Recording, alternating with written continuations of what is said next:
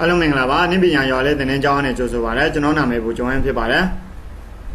ကျွန်တော်ဒီနေ့ပေါ့နော်ဒီကွန်ပျူတာအခြေခံပိုင်းဆိုင်ရာဒီကွန်ပျူတာ icon ပေါ့ကွန်ပျူတာ desktop icon ပေါ်မှာဒီလိုမျိုး new folder option လေးပြောင်းရတဲ့သင်ခန်းစာလေးဖြစ်ပါတယ်ဒီ new folder ပြောင်းရတဲ့ option ကိုဘယ်လိုမျိုးပြန်ယူမလဲပေါ့နော်အဲ့ဒီနေရာမှာကျွန်တော်ကတော့ဒီ link ကိုလေးကျွန်တော်တင်ပေးထားပါမယ်ဒီကောင်လေးအဲ့ဒီ link ကိုနေပြီးတော့down လိုက်ပါနော်ကျွန်တော်တင်ပေးထားတဲ့ link ကနေပြီးတော့ down လိုက်ပါ down ပြီးတော့သူ့ကို extract ရနဲ့ဖြည့်လိုက်ပါနော်ဖြည့်လိုက်လို့ရှိရင်ကျွန်တော်တို့ folder လေးတစ်ခုထည့်ပြီးတော့ရလာလိမ့်မယ်အဲ့ဒီ folder မှာ remove new folder context menu ဆိုပြီးတော့ပါမယ်နောက်ပြီးတော့ restore new folder context menu ဆိုတာပါမယ်နော်အဲ့ဒီနေရာမှာ restore remove new folder context menu လုံးမလား restore new folder context menu လုံးမလားအဲ့ဒီနေရာမှာနှစ်ခုကိုကျွန်တော်တို့အသုံးပြုပေးရမှာဖြစ်ပါတယ်အရင်ဆုံးကျွန်တော်တို့ဒီ desktop မှန်တာပြင်ပေါ်မှာ right click ထောက်လိုက်လို့ရှိရင် new folder option ဆိုတာပြောင်းလာပါတော့အဲ့ဒီကောင်လေးကိုကျွန်တော်တို့ဒီနေရာမှာရှင်းနေတဲ့ကောင်လေးကိုဥပမာ restore new folder context ကိုနှိပ်ပြလိုက်မယ်နှိပ်ပြီးတော့ yes ကိုနှိပ်ပြလိုက်မယ်ဒါဆိုရင် okay နှိပ်ပြလိုက်ပါ okay နှိပ်ပြလိုက်လို့ရှိရင်ကျွန်တော်တို့နောက်ထပ်ဒီနေရာမှာ new folder option လေးဆိုပြီးတော့ထည့်ကြားလာပြီပေါ့နော်ဒီ restore ဆိုတာ restore ရဲ့အဓိပ္ပာယ်ကပြန်ယူတဲ့နည်းပေါ့နော်ဒါကိုပြန်ပြီးတော့အဲ့ဒီနေရာမှာ right click ထောက်ပြီးတော့ဒီ new folder ကိုပြန်ပြီးတော့ဖြုတ်ချင်တယ်ဆိုရင်တော့ဒီနေရာမှာ remove ကိုနှိပ်ပြီးတော့နှစ်ချက်နှိပ်လိုက်ပါနော်yes ကိုနှိပ်လိုက်ပါ yes ကိုထည့်နှိပ်လိုက်ပါ okay ထည့်နှိပ်လိုက်ပါဒါဆိုရင် right click ထောက်လို့ရှိရင်အဲ့ဒီ new folder option လေးဟာပျောက်သွားပြီဖြစ်ပါတယ်ပျောက်သွားပြီဆိုရင်ကျွန်တော်တို့ပြန်လို့ချင်တယ်ဆိုရင်ဒီကိုမှဒီ folder လေးဒီကောင်လေးရှင်းနေပြီ rec file လေးလို့ခေါ်တာပေါ့နော်ဒီ rec file ဆိုတာ registration entry လို့ခေါ်ပါတယ်အဲ့ဒီကောင်လေး restore ပြန်လို့ချင်တယ်ဆိုရင်ဒီနေရာလေးမှာဒီအောက်က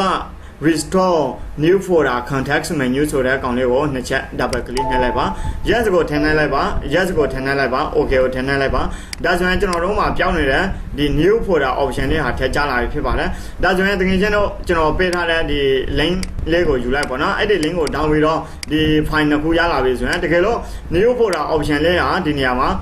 မပေါ်ဘူးပေါ့နော်ဒီလိုမျိုးပေါ်နေတယ်ဆိုရင်မလိုချင်ဘူးဆိုရင် remove ကိုလုပ်ပေါ့နော်အဲ့ဒီကောင်ကိုပြန်ပြီးတော့ new folder option ကိုပြန်လိုချင်တယ်ဆိုရင်တော့အောက်က restore ဆိုတဲ့ကောင်လေးကို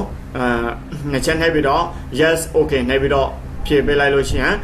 ကျွန်တော်တို့ဒီ new folder option လေးပြောင်းတဲ့အားလေးပြန်ရရမှာဖြစ်ပါတယ်ဒီတိုင်းဆိုရင်တော့တကယ်လို့ပေါ့နော်ဒီမှာကြည့်လိုက်မှဆိုရင် new folder option လေးဟာပေါ်လာပြီပေါ့နော် MITDCတကယ်လို့ဒီကောင်ကိုပြန်ပြီးတော့ဖြုတ်ချင်တဲ့ new folder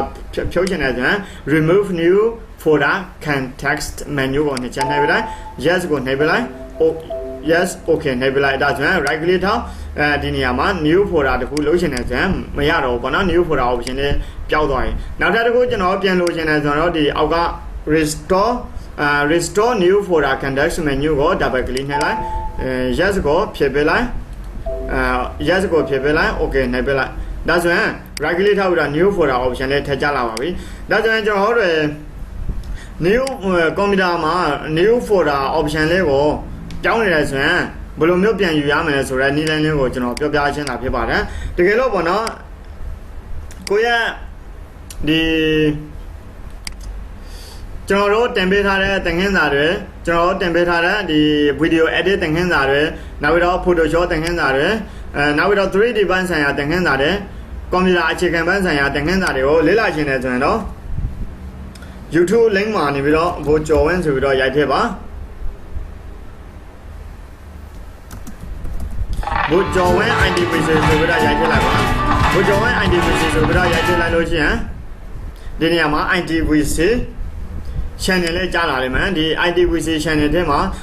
subscribe လုပ်ပေးဖို့လည်းဖိတ်ခေါ်ပါတယ်ဒီမှာ playlist ဆိုတာရှိပါတယ်အဲ့ဒီ playlist ကိုဝင်လိုက်လို့ရှိရင်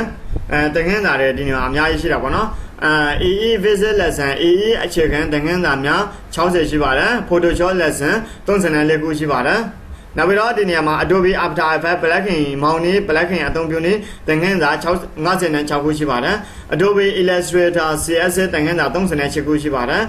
နောက်ပြီးတော့ဒီနေရာမှာ Autodesk 3D Max 2019 lesson 19ခုရှိပါတယ်တကယ်ချင်းတော့ဒီသင်ခန်းစာတွေကိုလေ့လာပြီးတော့ နော်ကိုရဲ့ကွန်ပျူတာစကေးလေး